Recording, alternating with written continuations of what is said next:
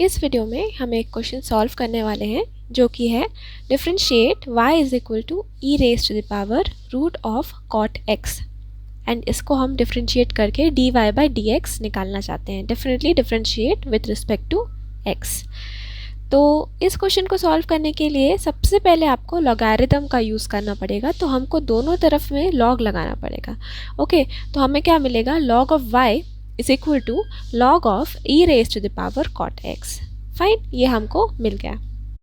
अब हमने ऐसा क्यों किया, क्योंकि यहाँ पे जो e raise to the power root में कॉट एक्स दिया है ये बहुत ही कॉम्प्लेक्स बना देगा हमारी चीज़ों को, इसलिए हमने लॉग लगाया. तो लॉग की एक प्रॉपर्टी होती है, सपोज आपके पास है लॉग एक्स और एक्स का पावर में m है, x के पावर में m है, तो आप उस m को नीचे उतार सकते हो. तो क्या बन जाएगा, m log x. Right, am I clear. तो आपका यहाँ पे जो रूट कॉट x ऊपर है ना वो नीचे आ जाएगा. दैट मीन्स कि हमको क्या मिलेगा, log y is equal to root cot x multiplied by जो भी बचा था उसका लॉग तो लेना ही पड़ेगा, log e. Okay, I hope this is clear. इसीलिए हमने लॉग लगाया ताकि वो रूट कॉट x जो है उसको हम नीचे ला पाए और हमारे लिए ये आसान हो जाए. अब लॉगरिथम में आप एक चीज़ जानते होंगे, अगर हमने कुछ भी नहीं लिखा है बेस में, जैसे आपके पास लॉग ऑफ समथिंग होता है और एक बेस की वैल्यू होती है, तो लॉग y अगर लिखा है मतलब बेस e है, लॉग ई वाई है. ओके, और base log base e y है.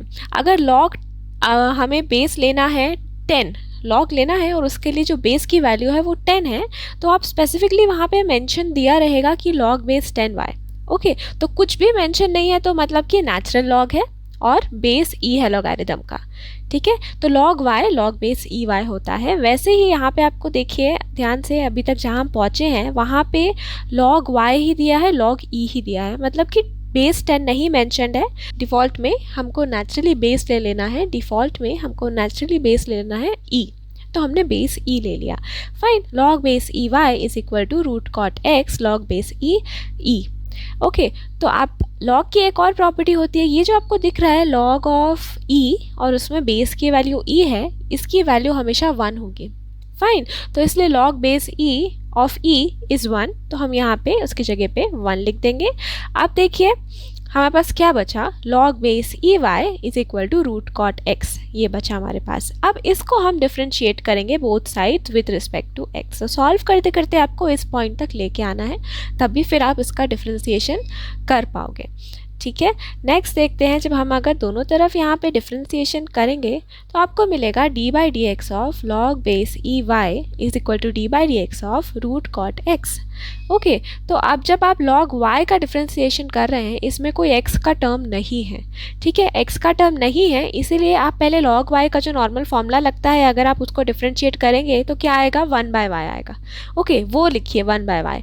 और क्योंकि यहाँ पे x का वेरिएबल नहीं था और ये फंक्शन किसका था, y का फंक्शन था, इसलिए आपको लिखना पड़ेगा dy by d x left side में. Am I clear. उसके बाद आपके पास राइट साइड में क्या बचा है, d by d x root cot x. तो रूट कॉट एक्स को हम और क्या लिख सकते हैं, कॉट एक्स के पावर में 1/2 लिख सकते हैं. वही अपन ने यहाँ पे लिखा है, d by d x cot x के पावर में 1/2.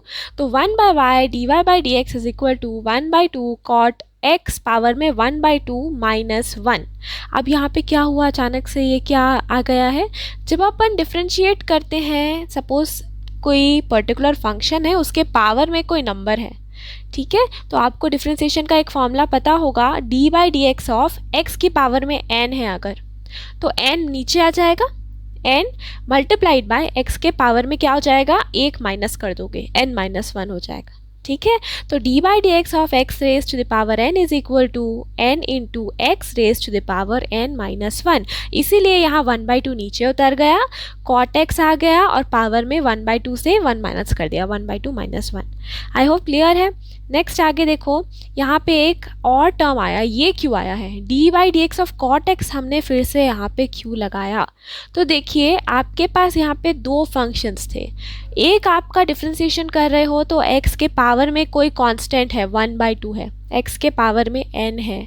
ओके, तो ये एक फंक्शन हो गया, और उसके ऊपर में भी जो आपका x अपन ने सिंपल नहीं लिया है, कॉट x है, तो कॉट x अपने आप में एक फंक्शन है.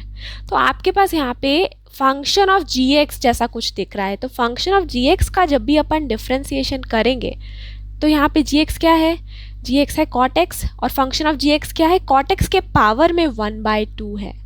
ठीक है, फिर से रिपीट करके सुनना अगर डाउट है तो अब जब आप इसको डिफ्रेंशिएट करोगे तो अपन ने कॉट एक्स वाला पार्ट जो है अभी तक डिफ्रेंशिएट नहीं किया, अपन ने सिर्फ डिफ्रेंशिएट किया है एक्स के पावर n वाले फॉर्मूला से। तो अपन को मिला 1/2 कॉट एक्स पावर में 1/2 माइनस 1। अब जो कॉटेक्स है उसका भी डिफ्रेंशिएट करना बचा है, तो यही होता है चेन रूल, मल्टीप्लाइड बाय जो कॉटेक्स ये जो अंदर फंक्शन है इसको अपन ने डिफ्रेंशिएट किया तो d/dx ऑफ कॉटेक्स अपन को मिला। ठीक है, आई होप ये चेन रूल वाला जो फॉर्मूला है आपको क्लियर हो गया है। जो ग्रीन में आपको दिख रहा है वो था अपने x के पावर n का डिफ्रेंसिएशन, वो हमने लिखा। फिर उसके बाद हमारे पास जो नेक्स्ट है वो कॉटेक्स का डिफ्रेंसिएशन है जो उसके साथ आपको मल्टीप्लाई करना पड़ेगा, तभी कंप्लीट है, नहीं तो आंसर गलत होगा। ठीक है, तो ये होता है हमारा डिफ्रेंसिएशन विथ चेन रूल। यहाँ पे ये भी कॉन्सेप्ट आपने देखा।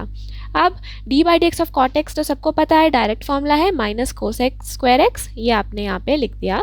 1/2 माइनस 1 जो है पावर में कॉट एक्स के दिख रहा है, क्या आता है, -1/2 आता है। ओके, अगेन क्लियर है ये चीज़। अब इसके बाद पावर में जब भी कोई चीज़ है -1/2 उसका पावर आपको पॉजिटिव करना है। मुझे -1/2 अच्छा नहीं लगा, रेसिप्रोकल ले लेंगे अपन कॉट एक्स का, तो 1/cot x बन गया और जो पावर -1/2 था वो 1/2 हो गया। आई होप क्लियर है। तो अब जो अपने पास स्टेटमेंट बचा है 1/y dy/dx is equal to 1/2 into 1/cot x के पावर में 1/2 into minus cos x square x. तो अब सिंपल है, 1/2 जो पावर है उसकी जगह मैंने यहाँ पे रूट मेंशन कर दिया है, 1/2 into minus cos x square x लिख दिया है, divided by root cot x कर दिया है। अब ये जो y है लेफ्ट में ये अच्छा नहीं लग रहा मुझे, क्योंकि मुझे dy/dx चाहिए।